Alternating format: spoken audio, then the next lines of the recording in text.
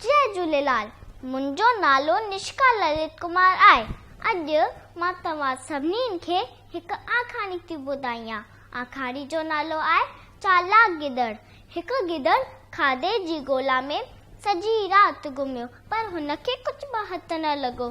सुबुह जो जीअं नाउमीद थी पंहिंजी घर राति मोटियो, हुनखे वण ते हिकु काव ॾिसण में आयो, जंहिंजी वात में लोले जो टुकुर हो।